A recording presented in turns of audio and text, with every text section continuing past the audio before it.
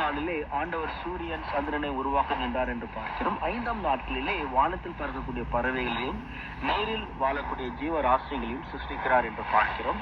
6ஆம் நாட்களிலே ஆண்டவர் நிலத்தில நடமாடக்கூடிய மிருகங்களையும் மனிதனையும் சிருஷ்டித்தார் என்று பார்க்கிறோம். அப்படி என்றால் 6 நாட்களும் கர்த்தர் இந்த உலகத்தை சிருஷ்டித்தார் என்று பார்க்கிறோம். நாம் பார்க்கும் பொழுது மனிதனை ஆண்டவர் கடைசி நாளில் தான் சிருஷ்டித்தார். ஆனால் இந்த இயற்கையை ஆண்டவர் 6 நாட்கள் எடுத்துக்கொண்டார் சிருஷ்டிப்பதற்கு. அப்படி என்றால் 6 நாட்கள் ஆண்டவர் இயற்கையோடு கூட தன்னுடைய நேரத்தை அவர் செலவழித்தார் என்று பார்க்கிறோம். 6 நாட்கள் ஆண்டவர் இயற்கையோடு செலவழித்த நிமித்தமாக அந்த இயற்கையை ஆண்டவர் நன்றாக புரிந்து வைத்திருக்கிறார். அதே நேரத்தில் இயற்கையும் நம்மை சிருஷ்டித்த அந்த தேவனை நன்றாக புரிந்து வைத்திருக்கிறதை நம்மால் பார்க்க முடிகின்றது. அப்படி என்றால் 3வது பாடம் என்ன என்று நாம் பார்க்கும் பொழுது இயற்கையையும் தேவனின் அன்பை நமக்கு பதில் அளிக்கக்கூடியதாக இருக்கிறது என்று பார்க்கிறோம். அப்படி